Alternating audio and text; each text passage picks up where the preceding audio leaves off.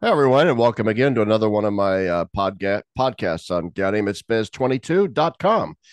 Today, I'm joined by somebody I've actually been on his show before, I do believe.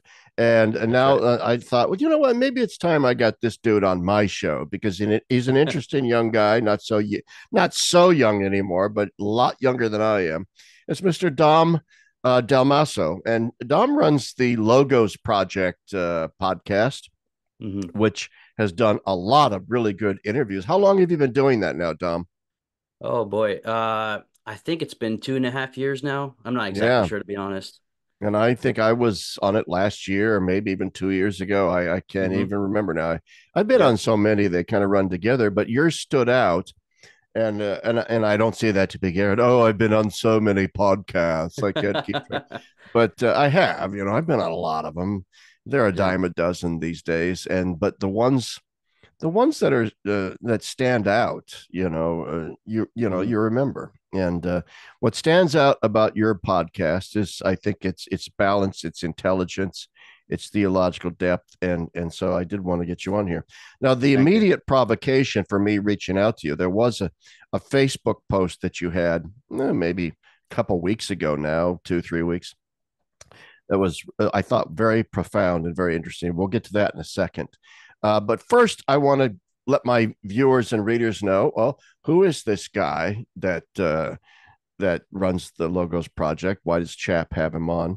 We're going to be talking today about Joseph Ratzinger. I think in particular, I've been talking about him a lot lately. But hmm so, what is your? I mean, you were in the Marines, and you've got a degree from Holy Apostles Seminary up in hmm Connecticut. So, you've been in the SSPX, the Lefevre group. So, Yeah. okay, who is Dom Del Masso? Give us the rundown of how you got from A to Z, Dom.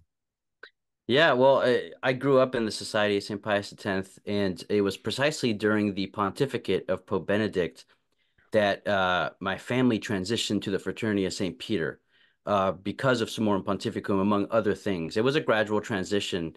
And so, Pope Benedict has always been someone that's kind of loomed, in the background of my faith journey, you might say.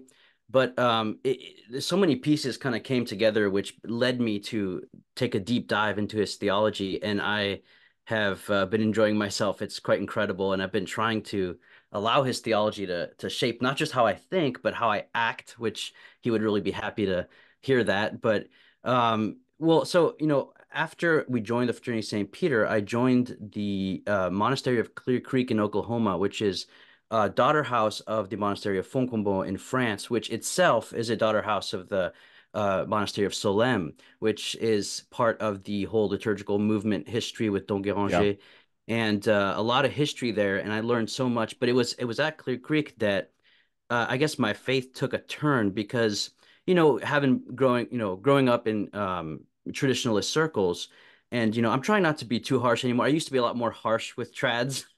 I'm trying to be a little kinder, but anyway, the point being is that I received a kind of very propositional catechesis, Baltimore Catechism, somewhat dry and scripture was, I only got it at mass in Latin, with the priest facing the wall. I know the stereotypes, I know what people will say about them, but the point being is that at Clear Creek, I encountered the Word of God in a completely new way.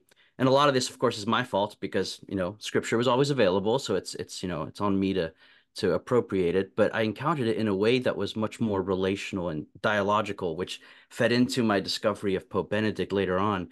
So you have these things that started to merge together: Pope Benedict, Summorum Pontificum, SSPX, Fraternity, Clear Creek, discovering Scripture in a new way. And I left the monastery, didn't know what to do, joined the military, did 4 years, got out, and then started making friends with Protestants, and apologetics became a thing. And so I started to study theology at Holy Apostles, and then I discovered the writings of Joseph Ratzinger. Uh, Discovering him was actually kind of an interesting story if you're interested in hearing it. I I was am. in Go ahead. yes, I was engaged with some agnostics and atheists on Christianity, apologetics when it comes to the resurrection. And so I kept hearing people mention this guy, N.T. Wright, this Anglican bishop, and he's a Yeah. really good New Testament historian. You should check him out. He's got some great stuff on the resurrection. So I bought his book, The Resurrection of the Son of God, just fat volume. Big, And huge book. I used it in yeah, classes, actually. yes, and it's phenomenal. To this day I am indebted to N.T. Wright and love him. And he's just a wonderful theologian, mostly a historian. And so I just started reading through that, and it was excellent. But I had a dilemma when I finished it because N.T. Wright is very big on seeing the Greek component as something of a corruption to the Hebrew. And I could not square that with the church fathers. And so N.T. Wright's a Protestant. I think that's important. Again, I love Yeah. him to death. There's so much good in him. I'll recommend him still to this day. But there was definitely a dissonance there. And so I had no idea what to do and where to turn to make sense of this idea that the Greek is always a corruption of the original pristine Hebrew. And then I came across the first book I fully and attentively read by Joseph Ratzinger, which was his book Eschatology, Death and Eternal Life. And I do not recommend people start there when they read Ratzinger. It's No, probably his you're right. most complicated work of theology. But I'll tell you, that was a Damascus moment for me. I was knocked off my horse clean. He didn't need to persuade me. The way he laid out his thesis just convinced me instantly, which is that the Greek is not a corruption. It is if it stays separate from the Hebrew. This gets into a lot of details, but the point being is that I started to be a lot more sympathetic towards Plato. I was much more reactionary against Plato. I thought, the whole argument that in the councils there's a kind of Hellenization of Christianity that puts things into propositional truths, and philosophy moves away from the salvation history thing. Anyway, Ratzinger deals with all of that. The point being is this is where I discovered Ratzinger and where I reconciled my Catholicism with N.T. Wright's historical theology and moved away from Wright in that respect. And so, anyway, but the whole question of the Second Vatican Council was the next thing on the chopping board, right? Because Traditionis Custodes had come out, and a storm, broke out, and that's when my videos on the SSPX came out, and they caused a lot of controversy and a lot of attention. But long story short, I narrowed it down to the document Dignitatis Humanae. It really comes down to that document that the SSPX is unhappy with that, and traditionalists in general are still trying to figure out how does this make sense with the past? Is it continuous or not? And so it was precisely in the next book I read was Introduction to Christianity. And that was another paradigm change for me because in it, Joseph Ratzinger talks about, because he's very concerned with man today. What are his questions? What is he worried about? Why does he have a hard time believing? Something which, simply doing neo-scholastic theology doesn't necessarily answer. I mean, it could, I guess, but it didn't for me, right? And he says, well, today you have two paths, you might say. You have the materialist path, and then you have the idealist path.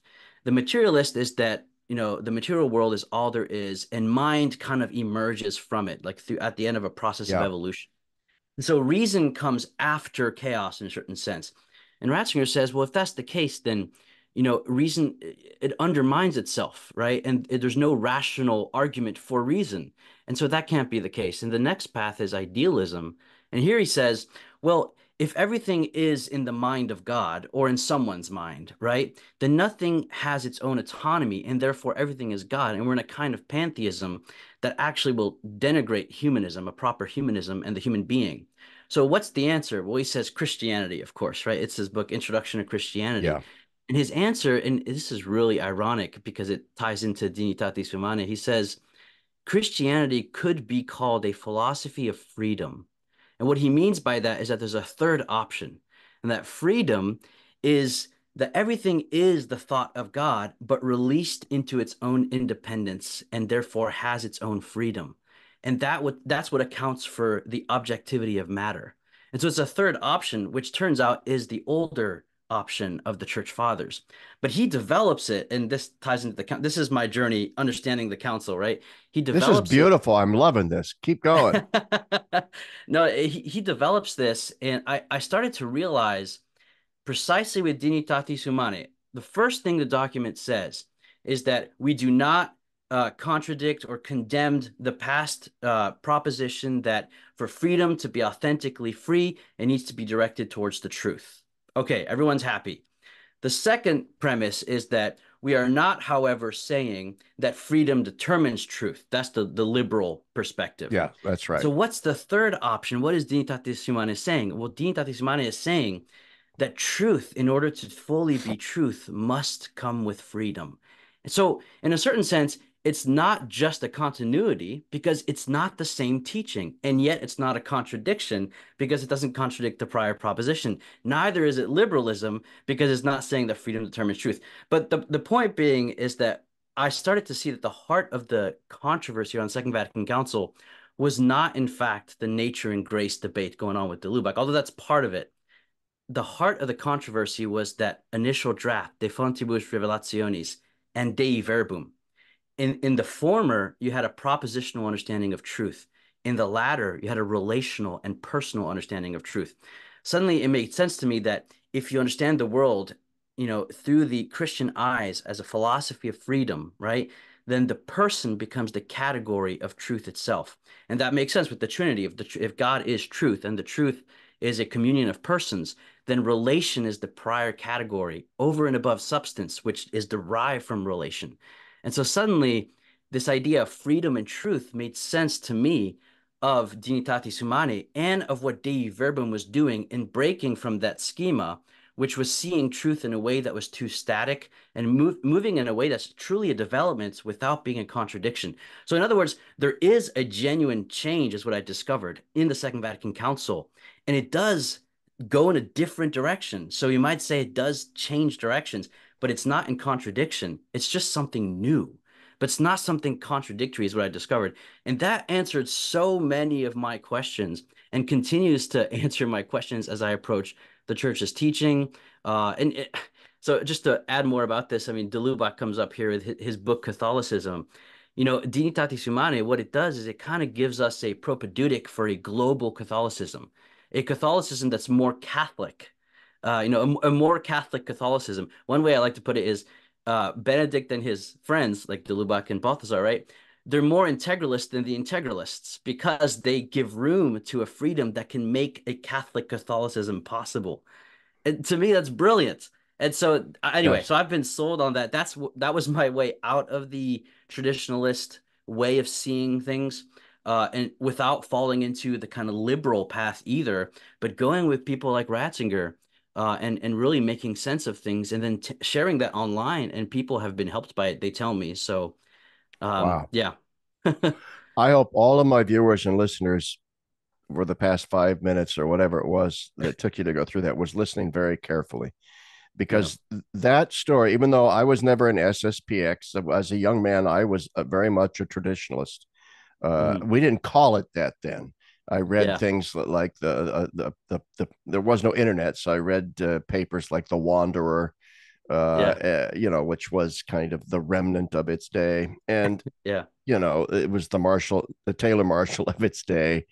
And yeah, so I gradually came out of all of that hmm, by reading Balthasar de Lubac, Ratzinger, and so forth, and coming to the exact same intellectual conclusions that your narrative just reached. So hmm, even though some of the particulars are different, what you just described is kind of my intellectual pathway too.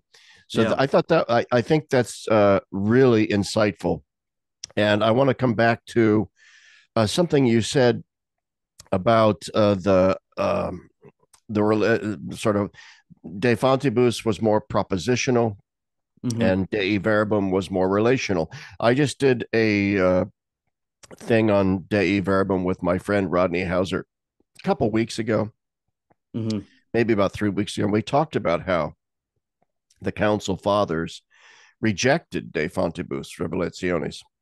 hmm, Uh, Sacrosanctum Concilium was the first document put out by the council, but it was not the first document considered. The first one considered yeah, was De Fontibus, and they rejected it. And Joseph Ratzinger had a hand in its rejection. yeah, And so I like to point out this was a seminal moment in the history of the Second Vatican Council.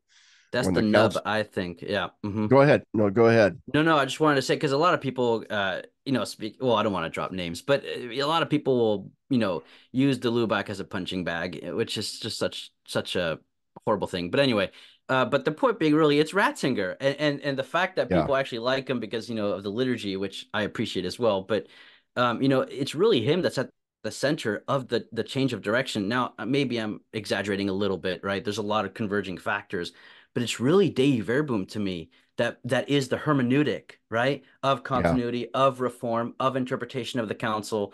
It makes sense if you understand that transition, but to the it's really a development of the Christological and Trinitarian trajectory of councils, which is this idea that person, that relation, is the ontology of Christianity. It's the new metaphysics of Christianity.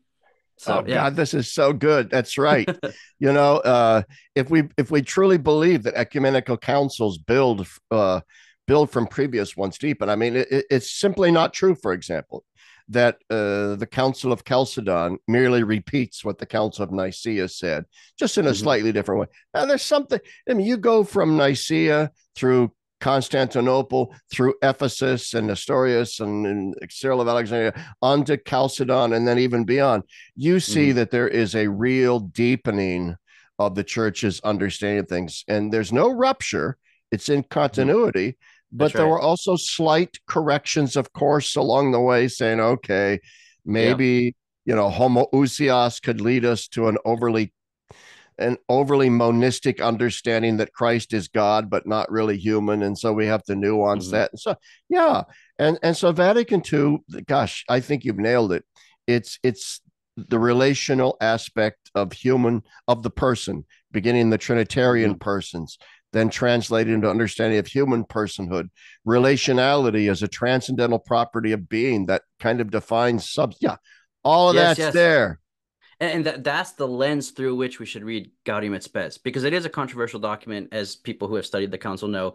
But it's precisely through that Trinitarian and Christological, Trinitarian because Christological lens that Gaudium et Spes 22, right, is the heart Yeah. of that document, right? And that's how you interpret it. And it is a propedeutic to a new Christian humanism, right? Now, at the time, overly optimistic, granted, right? But definitely, the definitely a propedeutic, I think, a programmatic, direction. John Paul II believed that, and that's very clear to me.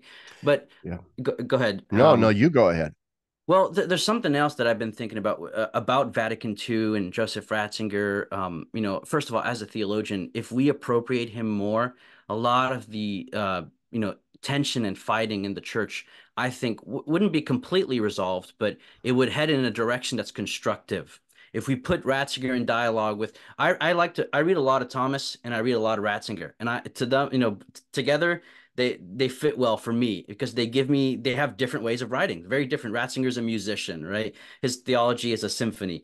uh you know uh what's his name, Aquinas, right? He's more of Yeah. the Oh, he's the what's he's his the name? yeah. Aquinas, he's like the mortar. He's like this, foundation. He's just massive, right? And so if you put those together, I think you have a constructive way of looking at the world and of engaging with people who disagree with you or who agree with you in a constructive way. But Vatican II, right? So the Old Testament, in a certain sense, was interpreted by Oh, Christ, or excuse Christ me. was that towards which the Old Testament pointed. But so Christ reveals the meaning of the Old Testament, but also Christ reveals the meaning of God the Father and therefore the Holy Spirit. And then the New Testament is almost like an exegesis of the exegesis of the Father, which is Jesus. But then, so that's why the early councils are all about Christology and Trinitarian theology. They're trying to understand how the old points to Christ, how Christ gives meaning to the old, and then how the new interprets the interpretation of God. But now we're asking questions about the interpreter, that is the church. And so Vatican II opens this era of a new phase in ecumenical councils, again, which is not it's not a repudiation of the past, precisely a deeper appropriation of the past, which now is asking the subjective question: who is the church? Who is the one interpreting the exegesis of the Father? The church is not a group of philosophers who come up with a philosophical system to understand who God is. The church is a relation of human persons, and that relationship is concrete in the Eucharist, in love. And so it seems to me that John Paul II said the hermeneutic of the Second Vatican Council can be summarized in a single word, and that word is communion, communio, right? And so Yeah. it seems to me that we're in the age of the theology of the church, and that's why Lumen Gentium is the next great document of the council. That's my interpretation of the trajectory of the church's reflection. It starts with Christ to understand how he's pointed to by the Old Testament, and then the New Testament is the interpretation of Christ and therefore of the Trinity. And now we're turning kind of in towards ourselves, but the danger with that, of course, is kind of what we saw after the council, is this imminent frame, as Charles Taylor puts it. But Yeah. if we interpret the interpreter to better open ourselves up towards the interpreter of the Father, a new humanism, right? This is Gaudium et Spes, a new focus on the human person that is deeply Trinitarian and deeply Christological is the way forward for a truly Catholic Catholicism, I think. But anyway, I'm on a No, tangent. no, no, don't. This is why I had you on. I Yeah. think you are for a guy that is just recently, got his degrees and stuff from Holy Apostle. Mhm. You are really, I think, on top of your game. And I've listened to some of your shows. I've read some of your Facebook posts and stuff. And I just Mhm. every time I just say, this guy gets it. He Yeah. gets it, and it's and Thanks. rarely, the problem, and this, Dom, the reason why I get so excited when I read some of your stuff or watch your videos is because the problem with communio theology is that it doesn't fit well in any sort of reductive category. Oh, they're liberals, or they're Hmm. traditionalists, or they're neocons. It just doesn't fit into any of those categories. Yeah. And yet I consider it to be the most profound theology since Aquinas. I really do. Hmm. You look into the era of church history, and there are moments of great intellectual, exploding in the church. The That's patristic right. era is one, and then you get the great medievals: Bonaventure, Hmm. Peter Abelard, Aquinas. These guys, and then there are some other people in the Renaissance and Baroque eras, of Bellarmine, this kind of stuff. But really, beginning then in the 19th century and on into 20, Yeah. you see this massively creative explosion of new theologies that show up then. Some of them not great, but I Hmm. think the Ray Sourcemont school that then becomes the Communio school, for all the Yeah. reasons that you just said, are give us the pathway towards a truly, I like the way you put this, a Catholic Catholicism. Yeah. Okay. A Homage to Catholic. de Lubac there. Yeah. Yeah. And I also, Yeah. I'm glad you defend De Lubac. I mean, Hmm. he has become the punching bag for a lot of people. Yeah. And my attitude is this with regard to De Lubac Hmm. and Aquinas. We get bogged down in these endless debates about whether or not De Lubac got Aquinas right or not. Yeah. Maybe he didn't.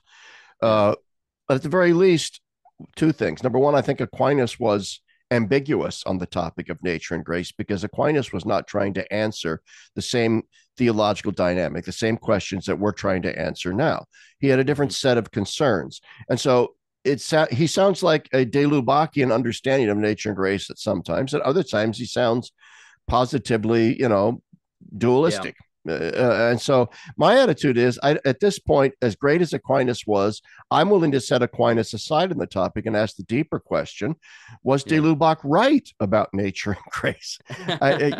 Maybe Aquinas, Yeah. whatever Aquinas's views are, maybe he Yeah. was wrong. Maybe he was wrong. The deeper question is, what is the proper relationship of nature and grace? And even So, there, yeah. if de Lubac is a bit one-sided or something, if he gets some things wrong, he opened the debate. He opened the question.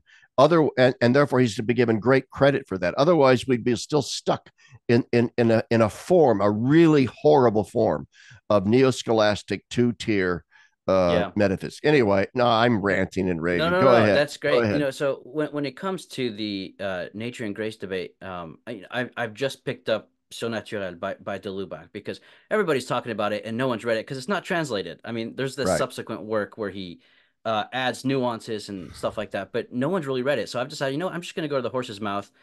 So I just started the book, so I don't really know yet. But what I do know is that oftentimes when it comes to the life of the church, this is a red herring. Again, it's Dei Verbum and De Fontibus. That's where the nub is, I Yes. think. Now, that being said, there's something about de Lubac and his idea of the priority of unity, and you know, because there's that saying that you unify in order to properly, sorry, you distinguish in order to properly unify. De Lubac says no, you unify in order to properly distinguish. And there's something in his work so far, from what I've read, that is deeply profound, because a lot of the terms that we use that come from the tradition, I really believe modernity has transubstantiated them. And what I mean by that is that the appearance are all the same, right? But there's something that's been flipped in the very essence of the word. And for example, a good example to use is the word religion, right? It means something completely different today because of liberalism. Yeah. Liberalism changes the meaning of words while leaving the appearances. And de Lubac was deeply aware of this. And what he says is that, you know, let's go back to the unity they had in the beginning. And then by that unity, then make the distinctions that we need to make. But the problem is now we live in this divided, you know, intellectually divided, you know, faith, reason, nature, grace, philosophy, theology, the whole debate he had, you know, with Gilson and Maritain. But what people are doing today is they're trying to bring together something that they deem to be disparate in the beginning already. And so, but what that ends up being is addition Catholicism, right? And addition Catholicism is not true communion. The distinction of persons flows from the unity of love that is prior. Love always comes first. And de Lubac, that's what he's doing. So whether he got the details right, I don't know yet. But what I do know is, as a hermeneutic, that's spot on. We need to do that. We need to start with that unity and then distinguish. If we start with distinctions, we're already dividing things in a way that is not Catholic. And to Yeah. me, that's what the two Schindlers, both of them, saw this deeply. And you know, I'm a newbie. I'm still reading all the literature. But when I read David Schindler Jr., I started with him. I see this throughout what he's saying, is that there's all of these dichotomies that we're granting the opposite side, and therefore kind of we're fighting on their playing field. But why are we assuming that that's the playing field? So I don't know. That's been my take of it. So. No, I think you're absolutely right. I mean, De Lubac, and going back to the fathers, Mhm. uh, really did want to begin with the unity of things, and then distinguish after that. And that's also true of his concept of the church and of salvation. Yeah. He begins with the presumption of a kind of corporate notion of salvation, Yes. and then Yes. out of that corporate notion of salvation proceeds to make other kinds of finer distinctions. But once again, the priority goes to the Yes. primordial unity of Yes. all human beings in Christ. Can I say You say anything that's you want, sir. that is so Catholicism, right? His seminal work, Catholicism, is the program of the entirety of the theology of Joseph Ratzinger. And Joseph Ratzinger's theology is symphonic precisely because of this hermeneutic of unity. The themes, you know, when you listen to Mozart, he uses a particular set of themes, and then they keep popping up in his music, and then they intertwine and interlock. But there's always that unity of theme, right? That's Ratzinger. Where did he get it from? De Lubac, right? Because of that priority of unity, right? And that is a Catholicism that can lead to communion, right? If we realize that communion precedes us, sin is division and follows from the priority of communion. And then redemption is the reunification, but through the priority of communion, not by some kind of subsequent communion that presupposes an initial division. I don't know if that makes sense, Oh, but well, yeah, that yeah, we're all saved. It's just me and Jesusism, and we're all yeah, saved like yeah. little individual grains of sand. And then Mhm. God adds one piece of granular saved person on top of another. And then all of a sudden, out of that aggregate, we Yeah, get a pile of sand called the church. No, no, yeah, no, that's no. right. A That's million right. times no. Yeah, I mean, it's very mathematical, right? It's very modern. It's extremely modern. It's for this atomist view of physics, you know, of the world. And there's Yeah. so many of these presuppositions. Again, Schindler has been so good at pointing this Well, and out. yeah, and Big Dave Schindler, as we always Hmm. distributed Big Dave and Little Dave, but now Yeah. Big Dave is passed on. But David L. Schindler, the elder, Hmm. uh, his way of putting it was that we exist in liberalism, in the modern liberal order, within a Hmm. set of relationships which are conceived of extrinsically to one another. Yes. Schindler's big boogeyman, Brilliant. and it's brilliant, was the Yeah. extrinsicism of everything. And so you've nailed it, Dom, when you talk about the atomization of it. That's why Schindler loved, for example, the physicist David Bohm, Boehm, Mm, because David Bohm was a physicist. I don't know what his theological views were, but he believed in what he called hmm the explicate and the implicate order, namely mm, that the world of things that we see, a phenomena, is hmm is ultimately grounded and united together in what he Yeah. called the implicate order, a kind of subatomic order that was That's almost a brilliant. metaphysical Yes. concept for David Bohm. And so this was huge for Schindler, who also then believed in that because he was a Balthasarian, a Ratzingerian, believed in Yeah. that ultimately relationality is the ultimate category for Yeah. interpreting all these things. I think that that's brilliant. I mean, I think that's the way forward in theology. But that brings me back to Aquinas and Thomism. I think at the end of his book, Principles of Catholic Theology, Ratzinger admits that there was a little bit of a overly drastic, kind of waving away of the Thomism that they had received, right? And I think that if we look at the aftermath, at the kind of there's a question in the Summa. I think it's in the Prima Secundae, question 96, one of the articles in question 96, where Thomas says, is it a good thing to change custom, to change law? And he says that sometimes there are good reasons to make a change, but if it should be done rarely because the bad effects of changing law are that it diminishes the authority of law. So to me, this is a way of interpreting the post-conciliar chaos. There was some serious recalibrations in the council. But what that did is it diminished the authority of the church's teaching in a way where people just said, "Well, I'll do whatever I want now, right?" Because the church is, Yeah. changing her Yeah. mind. So, Thomas, I think, has a lot of wisdom there, and I think Can Ratzinger, I interrupt for 1 second? And yeah, it's yeah, also because if the faith of the average Catholic in the preconciliar church was essentially legalistic and forensic, when yeah, the church said, like I like to say, when the church lifted the lid off of the ecclesiastical libido by simply saying, "Well, these laws are all changed now," yeah. exactly what you just said happens. All right, so go I ahead. I'm sorry, I no, no, interrupted you. I agree. I agree. But the question is, because Ratzinger then, defending himself, of course, Ratzinger is deeply consistent. That's another charge against him, which I could get into. But defending himself, nonetheless, he admits a kind of naive waving of the hand of Thomism. So moving forward, what do we do? I think that a Thomism that takes seriously this priority of unity, that reads Thomas in his historical context, not just as this kind of Cartesian propositions that we can just bring to the presence. We have to, make them living, make them our own. Gilson was really good with that. Going back to the historical Thomas, it seems to me that Thomism moving forward is essential, but it has to take these critiques seriously. And and on our side, and I don't like saying our side, there's no sides. We're all on the same side. There's distinctions, but maybe to take to heart the overly naive dismissal that happened basically. So I think that's a fruitful way to move forward. On the one hand, to incorporate Thomism, to not be so judgmental any longer. I am very judgmental of the Yeah. preconciliar Thomism, but to kind of slow down and to kind of that post I made, right? To stop blaming people in the past and to share the blame. I believe that I need to work on that myself. And so, how can we constructively move forward? Well, on our side, to welcome scholastic theology, and on the side of scholastic theology, to take seriously both the concerns of the man of today and the original unity from which the scholastics were working. And that is kind of what Rocher Small was trying to do. I think that's the way forward. And so if we can feed off of each other, I think. So Oh, it's true, especially when you look at what it was Aquinas was doing in his own age. Aquinas was a controversial figure in his age. yeah. I mean, when he went to go teach at the University of Paris, I mean, there was darn near violence breaking out. His Uh, theology was condemned by the Bishop of Paris after he died. Yeah. that's right, because of the introduction of Aristotle.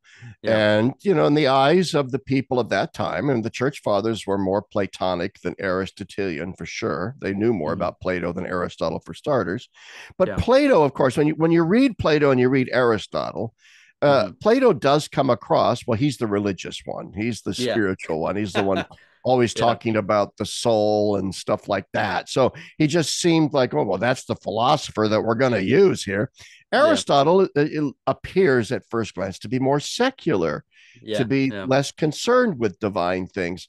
And so Hmm. Aquinas was accused of introducing this dangerously secular notion that could lead to atheism into the body politic of the church. But Aquinas stuck to his guns, and he was a genius, Yeah. and he was also more Platonic than people give him credit for. That's very But true. still, Yeah. Yeah.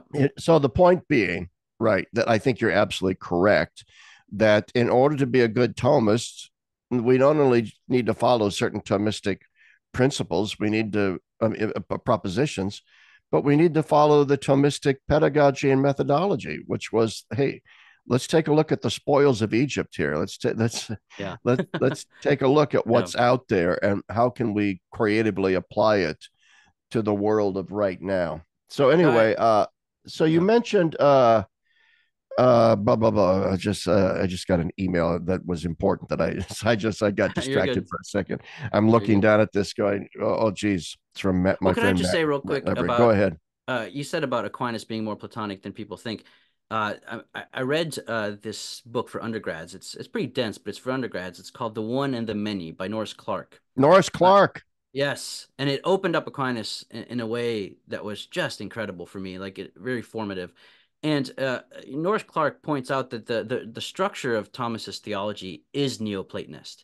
He introduces the framework of act and potency of Aristotle, but within a Neoplatonist framework. And Richard Decloux put it well. He said that Aquinas and Bonaventure are Neoplatonizing Aristotelians. Even Bonaventure, who was much more skeptical of Aristotle.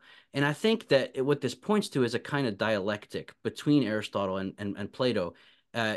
Between philosophy and theology, really, we have to be careful not to collapse theology into philosophy or religion into politics, the church into the state, but also not to divorce them either. Again, it's that middle path, which is why I like de Lubac so Yeah, much, right? yeah. It's that paradoxical fine line.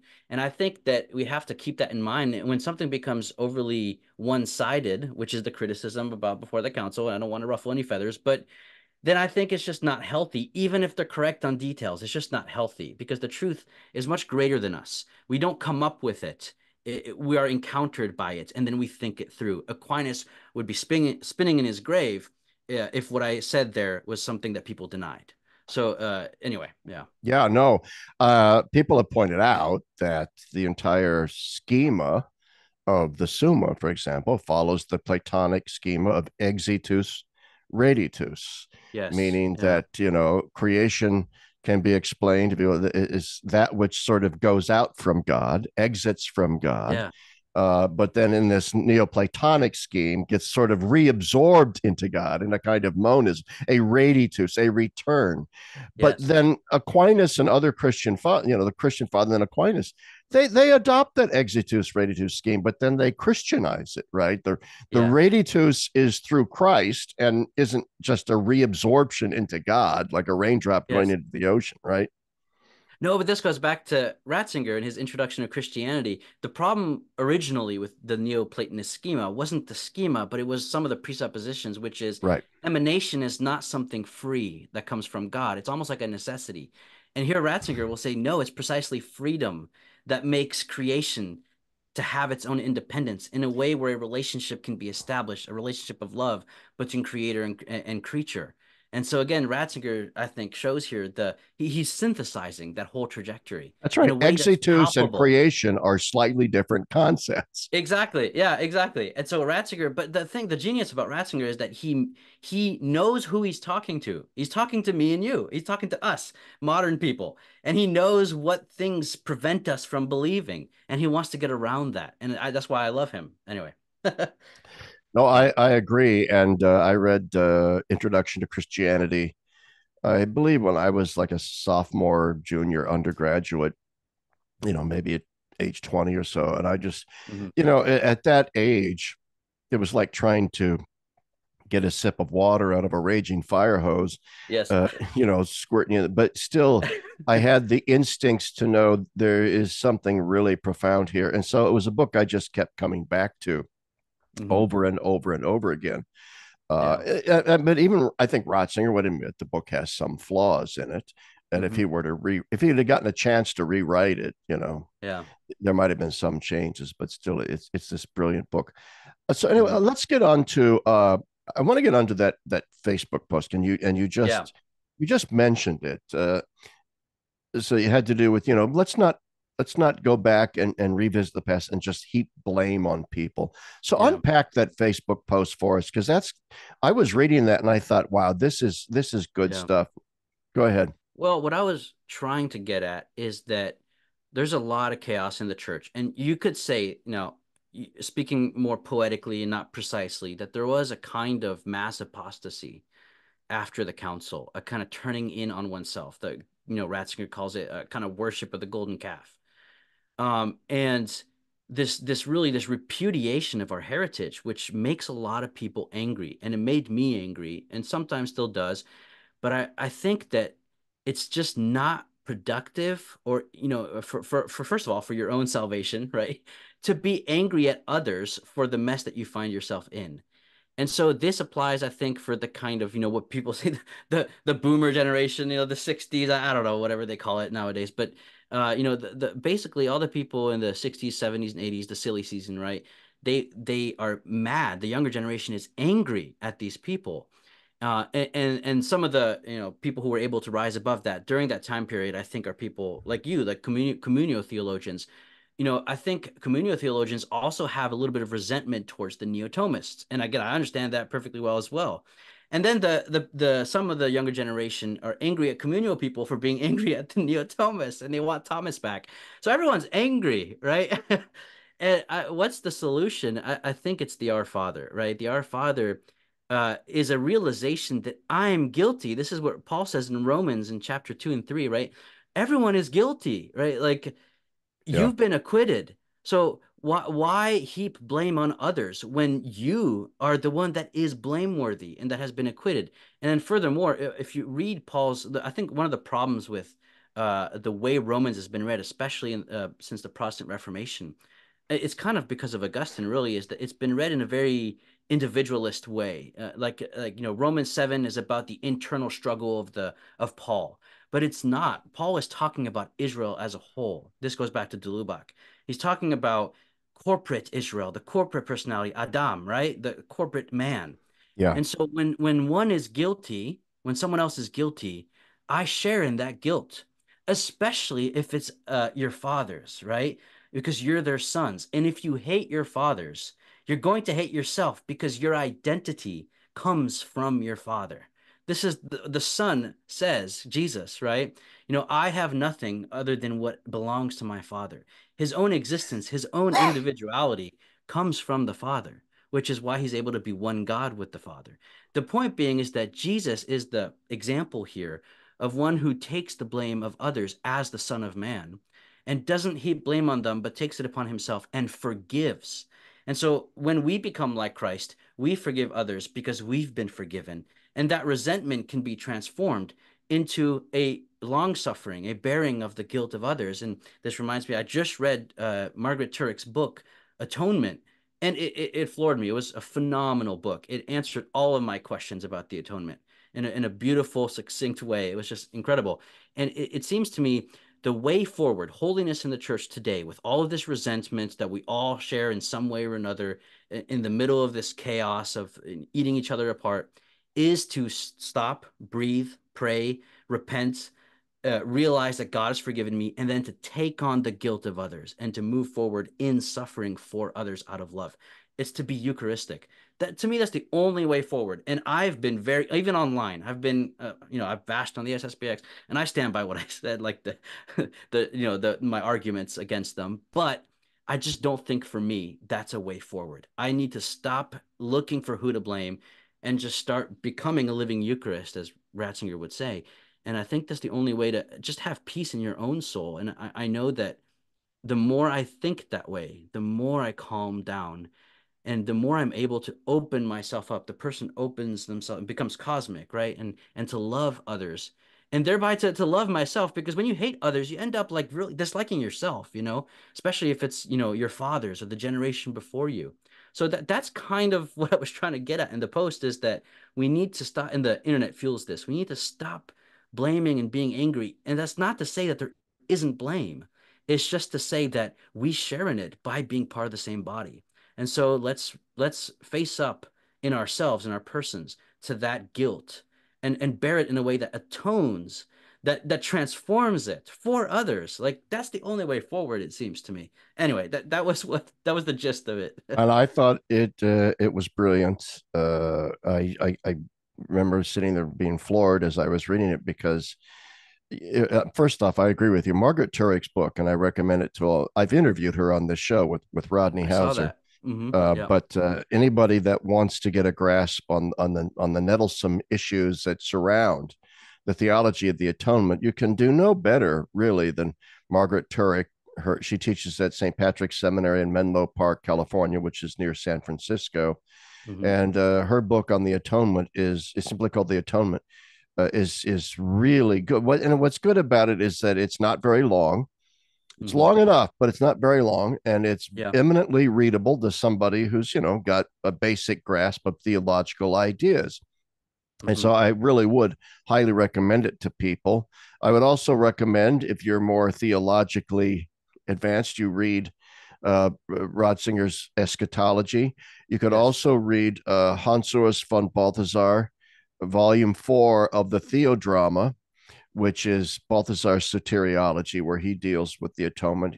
And Balthasar says there's like 5 models of the Yeah. atonement, and they're neither one is reducible to the other, but we have to maintain all 5 in a kind of tension with one another. And I'm also reminded of C.S. Lewis saying in his book Mere Christianity, where he has his theory of atonement as Christ is the perfect penitent. Even Lewis says ultimately the New Testament doesn't give us a completely perspicacious, thorough, synthetic Yeah. theology of the atonement. It just says, well, Christ's death, atones somehow for us. hmm Now it's a profound mystery that we have to think about. Anyway, I'm talking too much here, but what really struck me in this, I want to get more of your thoughts on this in your hmm post. Wasn't it was also, the corporate nature of our guilt. And so hmm once again, we're back to that Lubacian sense of you begin with the unity of things and then work out and make Yes. make distinctions hmm and so on. But what really struck me was that notion, if we're going to imitate Christ and follow in his footpath, we need to take seriously Christ's admonition that we take up Yeah. our cross and follow him. And by that, I don't think he simply meant, hey, you know what? Some bad things are going to happen to you too. So, Yeah. cinch up your belt and get ready. hmm I think that he meant was, if you're going to imitate me, you need to imitate the full pattern of my life. Yeah. And that means imitating the pattern and inner reality of my death.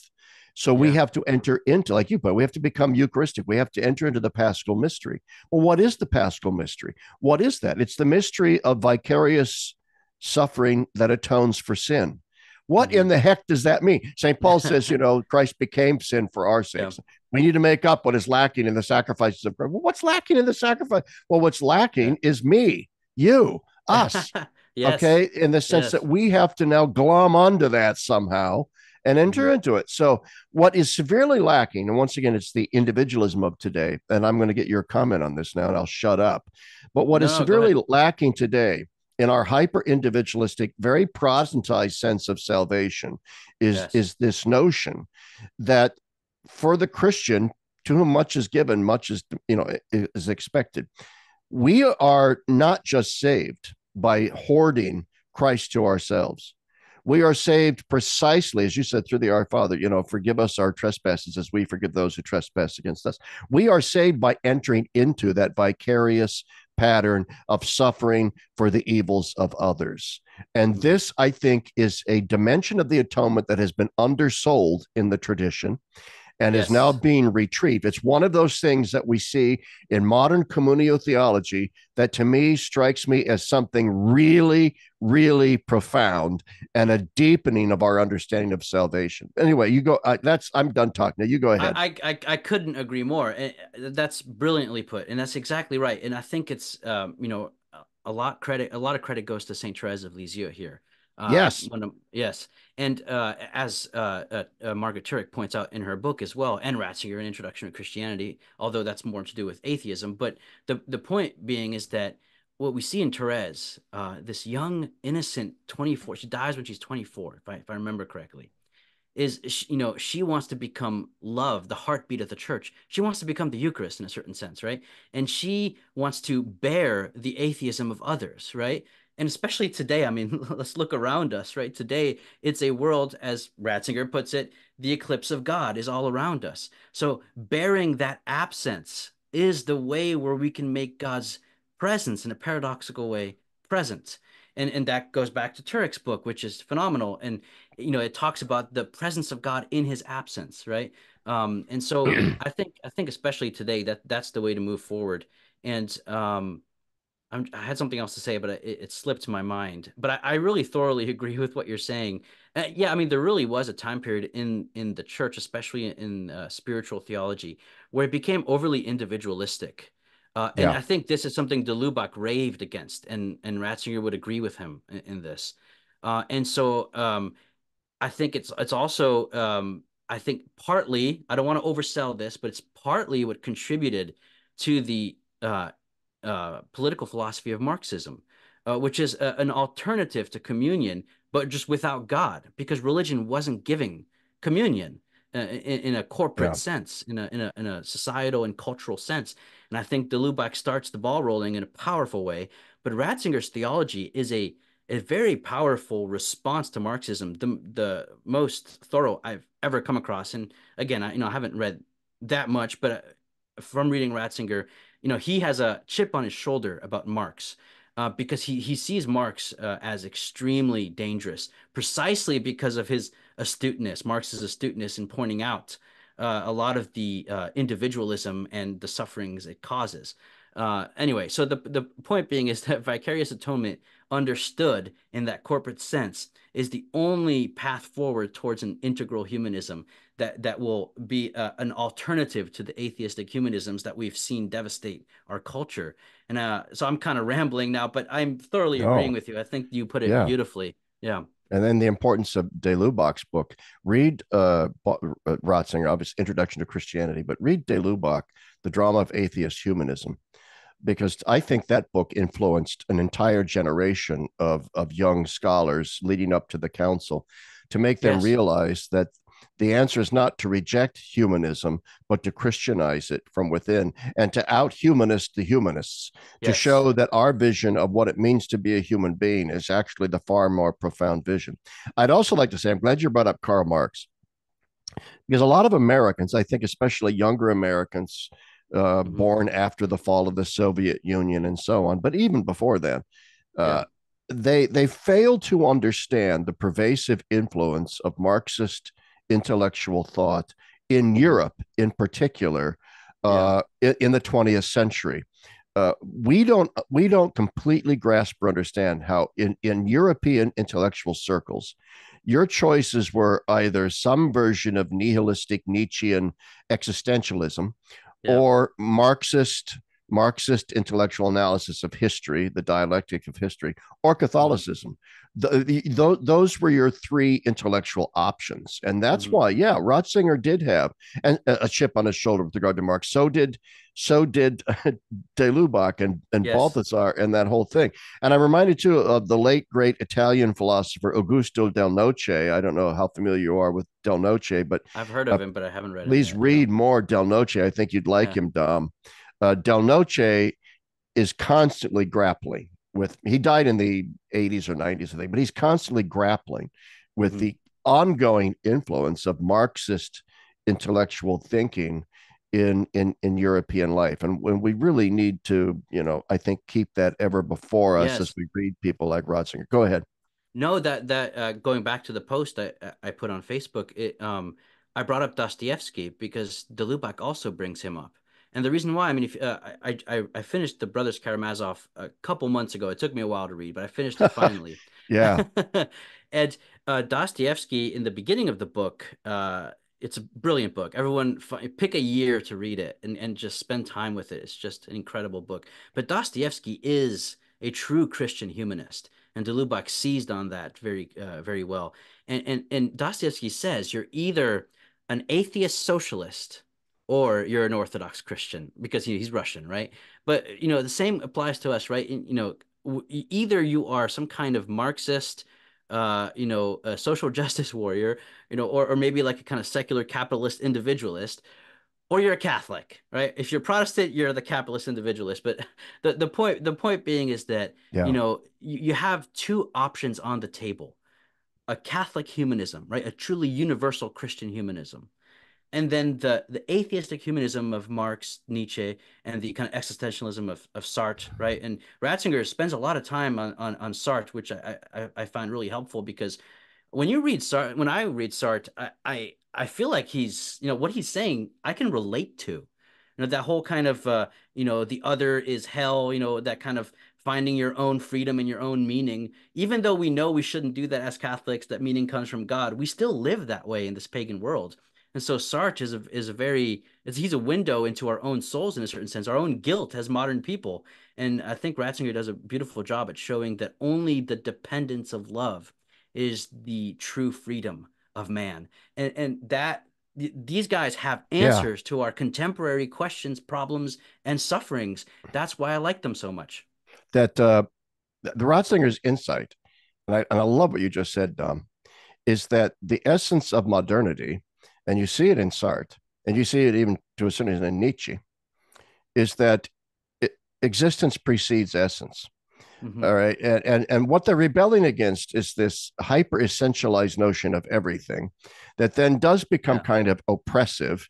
And so they assert that existence is before all of these determining definitional taxonomic classifications into which we have to fit. Yeah. All right. And so I need to assert myself. And they thus begin to conceive of God's transcendence, as Bishop Barron would say, as a competitive transcendence. Hmm. And so the limits that God places upon us are truly limiting.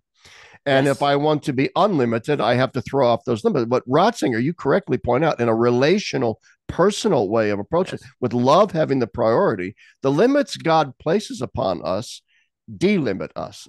they free us. They liberate us. They're kind of they're limits that open up the realm of non-limit, and that's the paradox. That's the Can, irony that De Lubac and all of them are pointing at. Go yes. ahead. Can I just say this is exactly Ratzinger's point about the chaos after the council, the hemorrhaging, the nonsense, right? It was a moment of liberation from Christianity. We've forgotten that Christianity is what liberates us from the oppressions of the world. Oh, And by yet the way, I'm going to here, interrupt you because that essay yeah, you turned me on to in his book on politics. yes, Oh gosh, that yeah, faith where and he said politics. Yeah, where he chapter says that yeah, what's it? Faith I and politics. What's the chapter? it's chapter 2, salvation more than a No, cliche. I have it over yeah. here. Yeah. And he says in there, and I read that and I thought, yeah, Dom's right. This is a great chapter because he says, Yeah. we've gone from not only do we disbelieve in the salvation Christianity brings, we now want to be saved from From Christianity. Christianity, exactly. And you're gonna tell me that the council was to blame if people have an understanding that they need to be freed from Christianity? No, clearly something was wrong. People wanted to be liberated from something that was wrong, right? And the council is the answer to a liberation that doesn't go wild, but to a truly Christian liberation. And it's communion, it's relation, it's the person of Jesus Christ, it's Christocentric, it's all there. And anyway, seeing that has been Yeah. just so comforting for me, and helped it feeds my prayer. It feeds I'm trying to make it feed my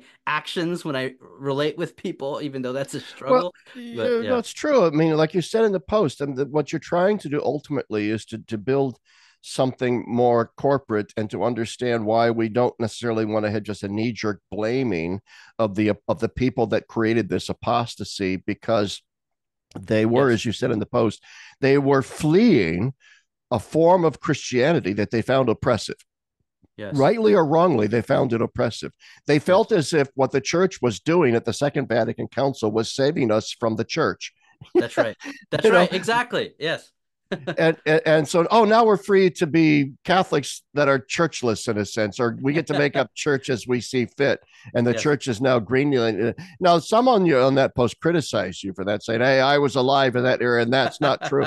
Well, I'm telling you, I'm Yeah. 65 years old and I wasn't alive in Yeah. the preconciliar church, but Yeah. I obviously grew up in the immediate shadow of Hmm. that. My parents grew up in the preconciliar church, and certainly all of my aunts and uncles and grandparents and so forth, and there wasn't a one of them that didn't fully embrace the changes that came after the council, and in crazy ways, because they didn't Yeah. find the preconciliar church all that fulfilling.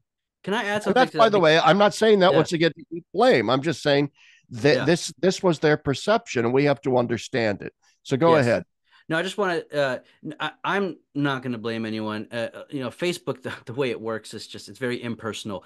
But to defend myself, in a certain sense, having grown up in the SSPX and in groups that have tried to kind of continue the course as if the council did not happen, it's funny when I read Ratzinger and Delubach, why do I relate so much to their criticisms? So, in a certain sense, I know this is limited. In a certain sense, I did experience the preconciliar church, at least a Catholicism that Yes. ignored the council. So, I do relate to those criticisms. Why? I think because there's something there. So, anyway, No, I think you're absolutely right. And I was shocked beyond shocked when my blog, which started in 2020, went viral. And hmm I'm not saying that to brag. I mean, it did. And I was the yeah. most surprised. I thought my students say, hey, chap, start a blog, my former students. I said, oh, I hmm hate blogs. I don't even want to read my own. But I thought, okay, I'll just toss out a few things. But anyway, Yeah. the first things I wrote about was a critique of traditionalism. I Yeah. critiqued Taylor Marshall. I critiqued Vigano. I critiqued not he's not a traditionalist, but uber angry kind of Catholicism. I Yeah. critiqued Mike Forrest Yeah. Yeah. and so on. And all of a sudden, out of the woodwork, all of these people that were either SSPXers or whatever were writing to me saying, yes, yes, yes, hmm yes. And so there is something there, Dom. I think you're right. Now, Yeah. the Yeah. question would be, of course, and then you can address this, hmm is your experience and those of others in the SSPX and this hyper traditionalist movement, Yeah. is it really analogous to the form of Catholicism that existed before the council, or is it something different, somewhat similar, but also very Yes. different in the sense now it's an angry, reactive Yes. Yes. form of preconciliar Catholicism? Yes. I mean, this kind of ties into the Lubach's point, which is, philosophy after Christ can't be neutral towards theology because Christ happened. So, in a certain sense, there's no neutral ground, right? Schindler and de Lubac would say this. Neutrality is kind of it's a myth, right? So, the traditionalist movement after the council, although there's definitely similarities that are structural, right? It's not the same thing precisely because the council happened. Therefore, it presupposes there's no neutrality in the so I don't want to be controversial. I have been too hard on the trads and I'm reeling it back. I do think they have good points. I'm trying to be more irenic because I don't want to overreact. So I want to make that caveat. That being said, if you live a life that brackets the Second Vatican Council and say I don't reject the council, that's a false neutrality. The council happened. What will you do with it? Right? There's no Yes. neutrality here. Now, interpretation is where the game happens, right? Interpretation of the council. So it's not the same because the council happened. And yet, structurally, and what is taught and what is read, it is the same. So it's basically exactly what you said. But there's no neutrality, which is why there is these tensions, and which is why the mass can be weaponized, the older form, which I love. It can be weaponized precisely because of this fact that there isn't a neutrality. But again, I do want to add that I'm trying to be irenic because they do make points that I don't take lightly. And so I'm someone who is willing to engage in conversation. I am not here to, attack you because I used to be a lot more fiery in the beginning, and I'm not changing my mind. I still believe, but I like to think I'm consistent, right? But I do want to approach things with more charity. Anyway, does that make Well, sense? yeah, and I suppose I could be accused of the same thing. I know a lot of traditionalists don't like me very much because they think I'm anti-trad. I'm not Yeah. anti-trad. In fact, I spend more time going after that highly secularized Yeah. wing of Catholicism. I actually loathe it Hmm. because that's what I grew up with. And to me, I mean, and they're in charge of things still to this day. I mean, Hmm. that branch of Catholicism. So, a lot of traditionalists love to point out, we trads don't have any power in the church, and here you are punching down at us when you really Yeah. ought to be Yeah. punching up at, well, I'd rather not be Yeah. punching at anyone, and that's your point.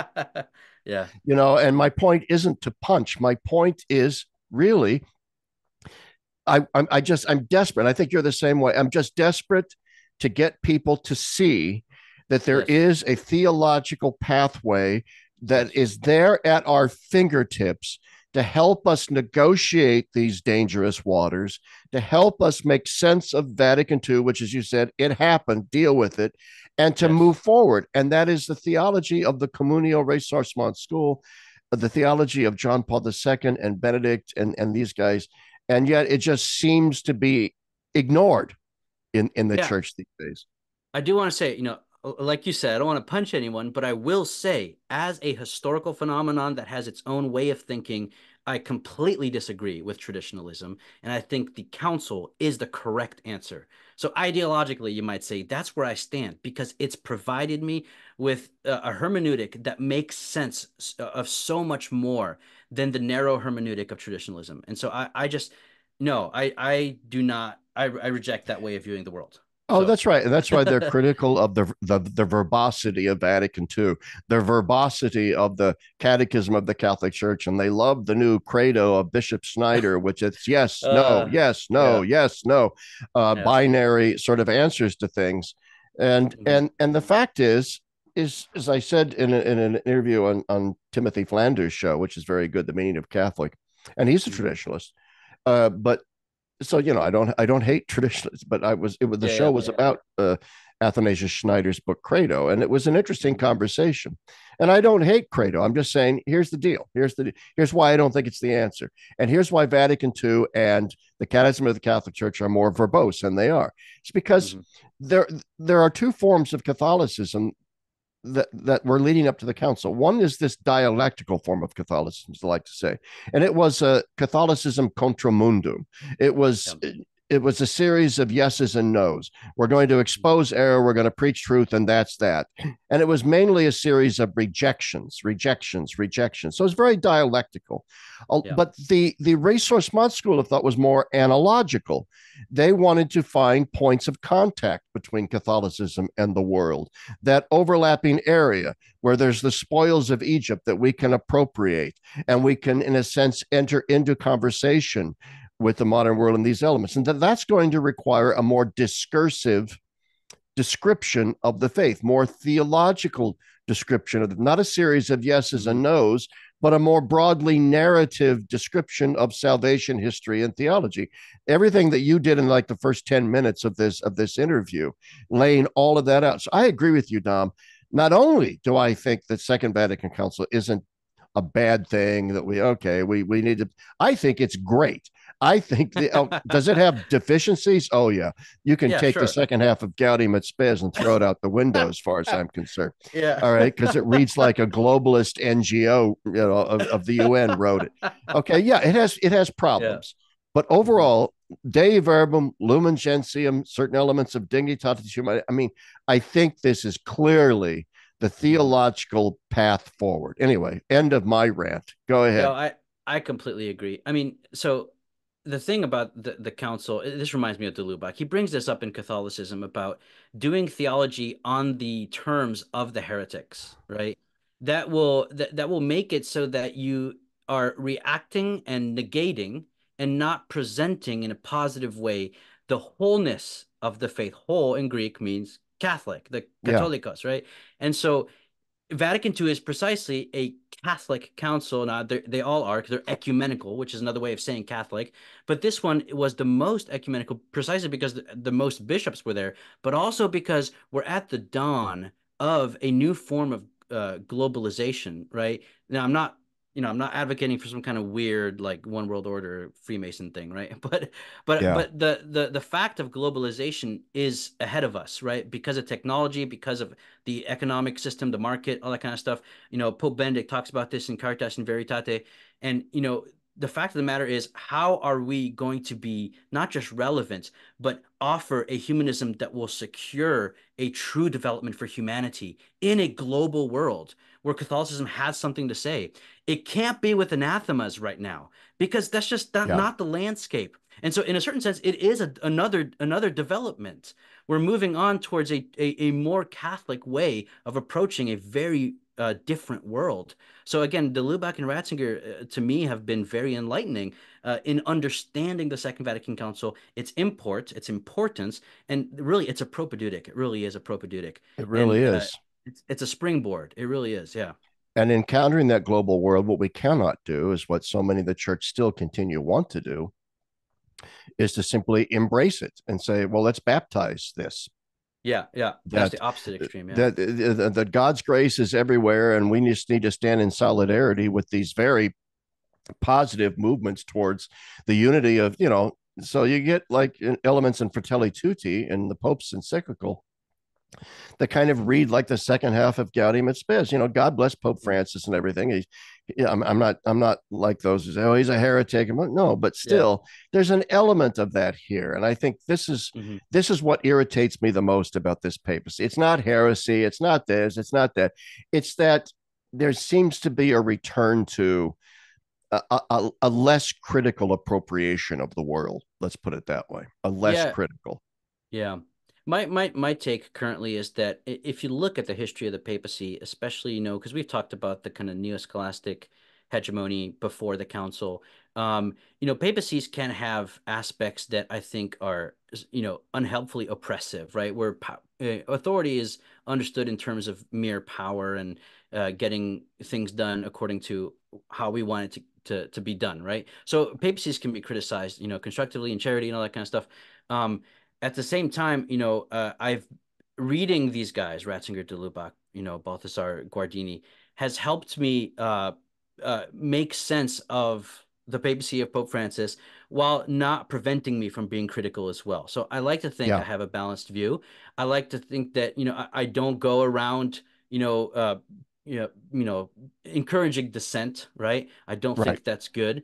I do feel that practically speaking, I am not happy with certain things, but that's happened before. So I am not someone who stays up at night. I read what the church puts out. Sometimes I like things a lot. Sometimes I think things are not very good. But never do I think the church has committed some kind of grandiose heresy or something. Yeah, exactly. Reading these guys has helped me make sense of the church today in a way that is much better for one's sanity than if you're on the internet watching YouTube videos by trad spokesman. Anyway. Well, that's true, and that's, you know, I get it from both the right and the left. The Hmm. left wingers think I hate Pope Francis. I don't. The right Yeah. wingers think that I'm not hard enough on Pope Francis. And once again, Yeah. these are very hackneyed categories, left, right. I know what you mean. Yeah. But the Hmm. fact is that, let's put it this way: there are people who think I'm too hard on Francis, and there are people who think I'm too soft on Francis. And I Yeah. tried to chart a middle course based on the theology that I understand and know. Ratzinger, de Lubac, Guardini, Balthasar, Yeah.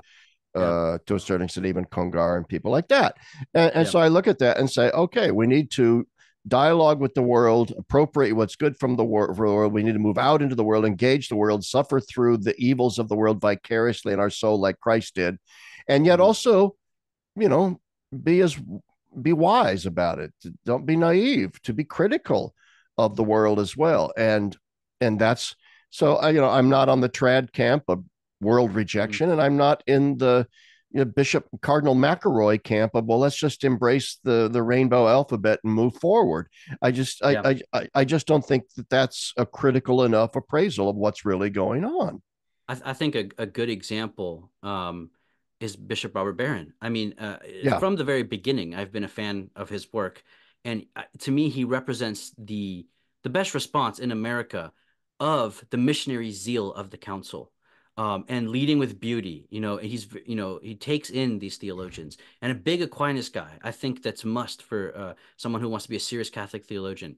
I think Bishop Barron shows that kind of the capacity to reconcile, even though he angers the trads and mostly, but he has that capacity to take in the council alongside Aquinas which I think is very reconciliatory.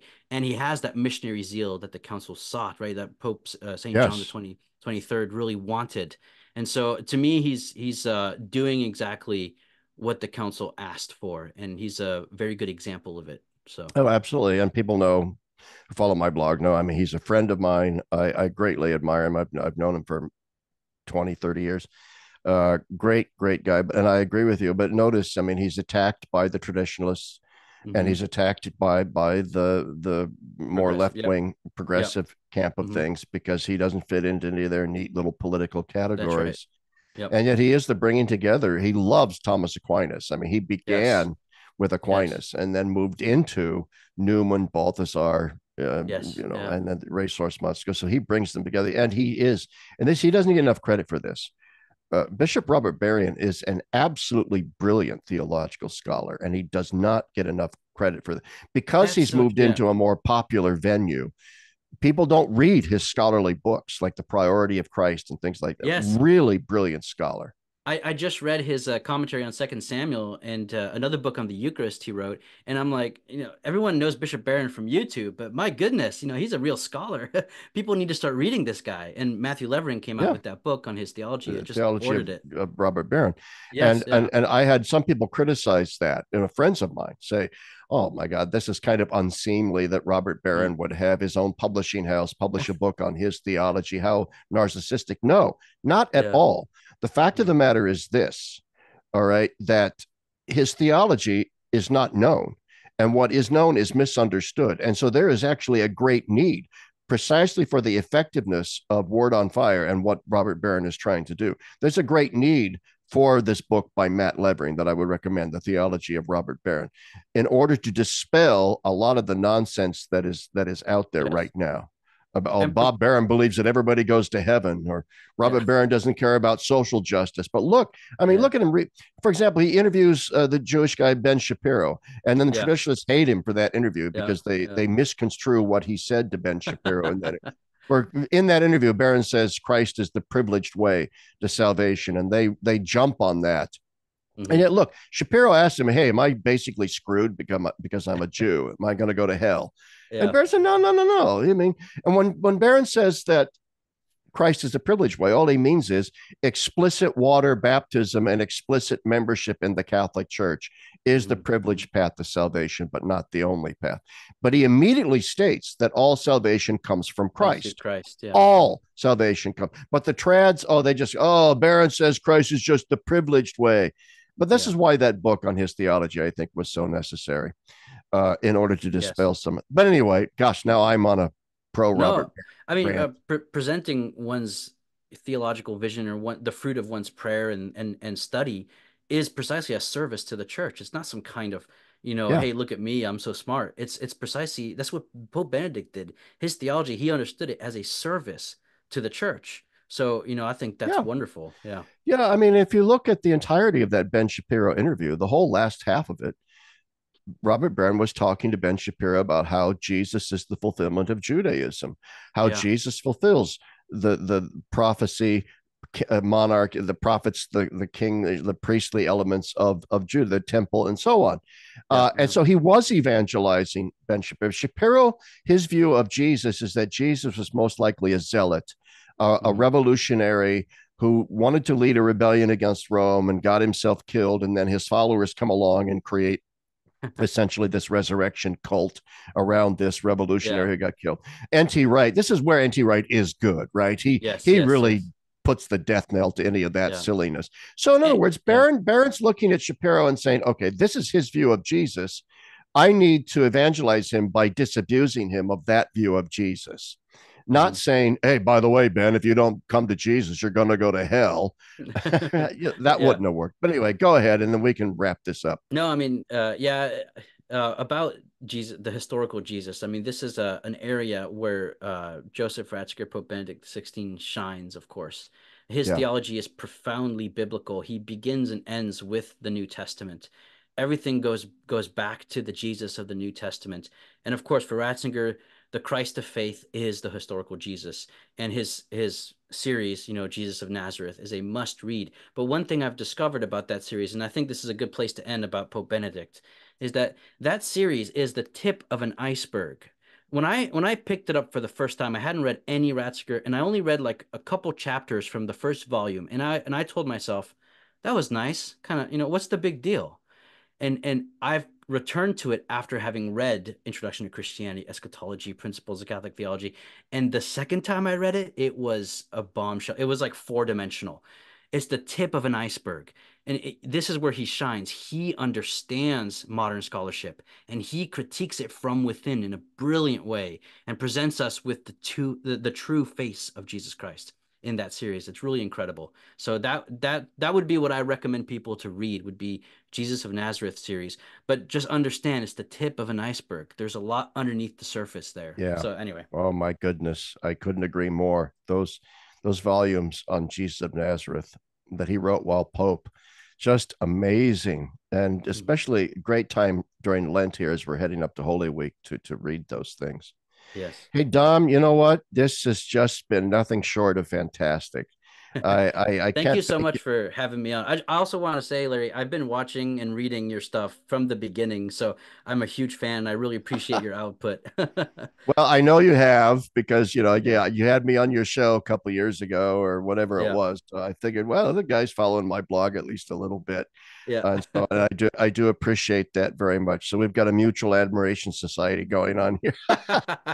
But no, I thank you so much for coming on today, and Thank you. maybe you'll come on again, and we can do this on a more regular basis, and Sounds maybe good. me on your show or whatever. We'll cross that bridge when we come to it. Hey, thanks Definitely. everyone for listening to it, and thanks to Dom Dalmasso. And if you want to get more of Dom Dalmasso, go to what's the web page they can go to for the Logos Project? Yes, the Logos Project on YouTube. The I have articles on theecclesiablog.com. That's right, theecclesiablog.com. All right. Very good, Dom. Thank you so much. And thank everybody listening. Thank you.